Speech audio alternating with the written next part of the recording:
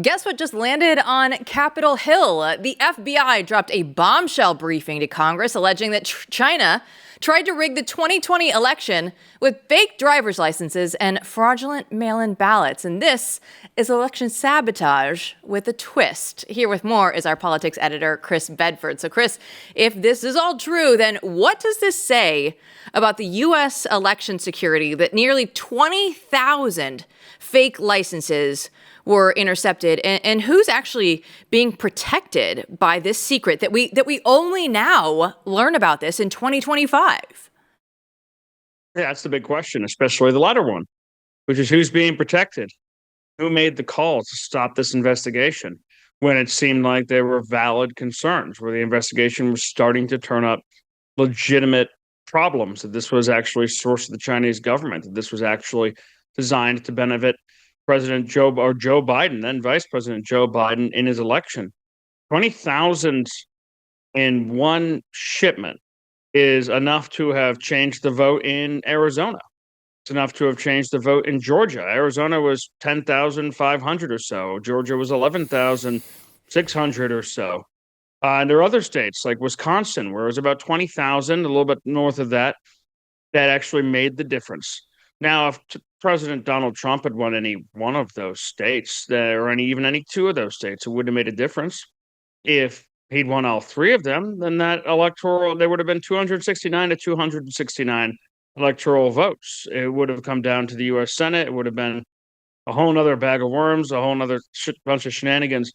But these are just the boxes that were intercepted, and these were intercepted at the same time the FBI Director Christopher Wray was coming to Capitol Hill and saying there was no evidence of foreign meddling in this election. Well, it turns out not only did they have the election, the Customs and Border Patrol had seized, I have the evidence, that the Customs and Border Patrol had seized evidence of it. And if that's what they seized, then what did they miss? Well, the ketamine that they seized, which they're actively looking for, they're missing, we know, from the newspaper reports and from sad stories from friends and family, they're missing plenty of it. So what impact this has had? Who made that call to actually stop it? Who were they trying to protect? Who made the call to not investigate further? Who made the call to not release this information to the public?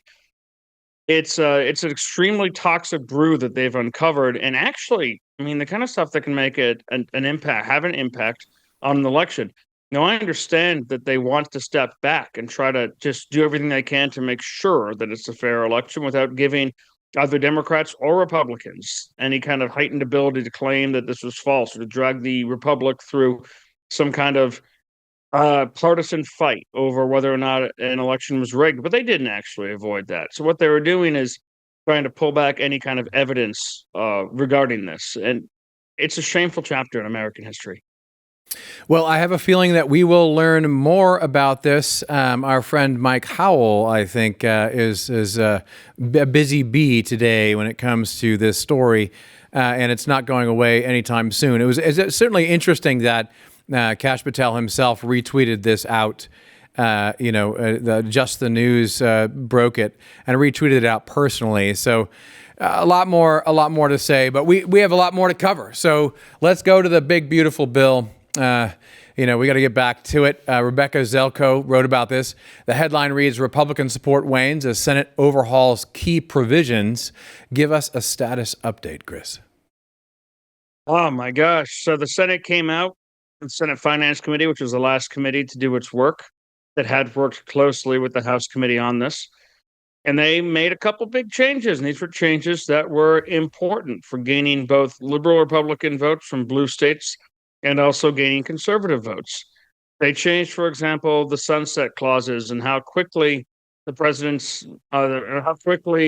Biden's green energy mandates were able to wind down. That was important for saving federal money, and it was important for bringing conservatives to the table.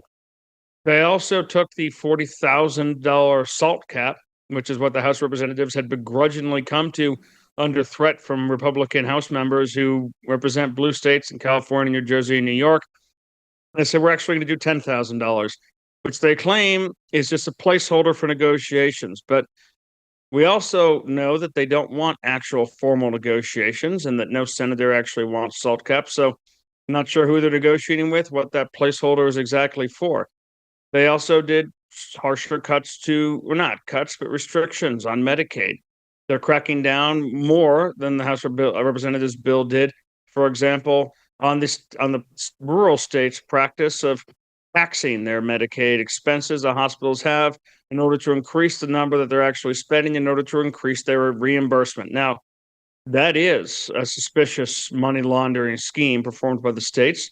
The problem for Republicans is a lot of those states are red, whether West Virginia or Missouri or other places that really rely on those that money to help prop up some of their rural hospitals. And you have to actually have a little sympathy for people like Senator Josh Hawley when he says, hold on a second, we're going to go after the residents of my state in a place where the modern Obamacare system and the modern federal entangled healthcare system makes it extremely difficult for rural hospitals to exist and actually be able to be profitable in any kind of way.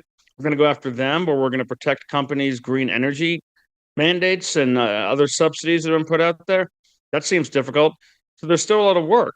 And the big problem that the Senate faces is the person who has closed so many of these deals is President Donald Trump, who, as anyone who's catching up in the news right now, watching Blaze News tonight, checking out the last segment, recognizes, hey, this is someone who is actively engaged in a massive foreign policy brouhaha. Whether or not the United States will be joining more actively the offensive aspects of the war against Iran that Israel's engaged in.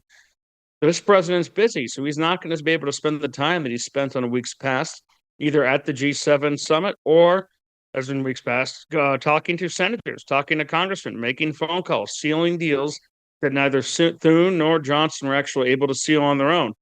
So that means they're going to have to go to work each day without daddy there to save them. And that does not bode well for a July 4th signing of this bill. All right, you took us to the Middle East, so let's stay there because we now know that the Democrats in Congress and apparently Thomas Massie are looking to limit President Trump's authority. So tell us all about this proposed wartime powers resolution, Chris. Wouldn't that be nice to have some limit on the president's authority? I understand that President Trump is much more of a mastermind of foreign policy than Presidents Barack Obama or Joe Biden were.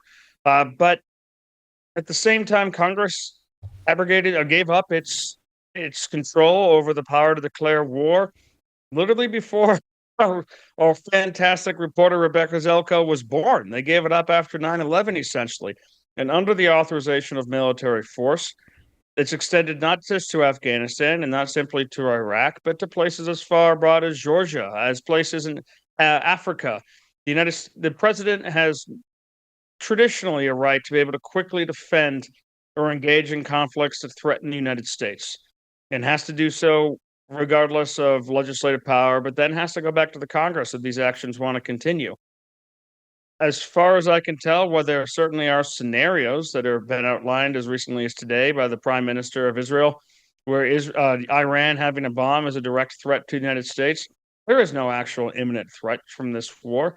So the president would be engaging in war abroad with a country on the other side of the planet to assist an ally who is actually and actively threatened and under attack from Iran based on what exactly? Certainly not something that was imagined by the framers. Now, I hate to side with Thomas Massie and a bunch of Democrats, but they've got a point here. In Congress, as much as they're willing to flip out and defend the powers, the money that they've sent out, even when it's not even being spent, to all the broad swaths and the corruption and the mismanagement of the federal government, you'd kind of wish that they would also defend their ability to declare war a little more seriously, a little more warlike, maybe.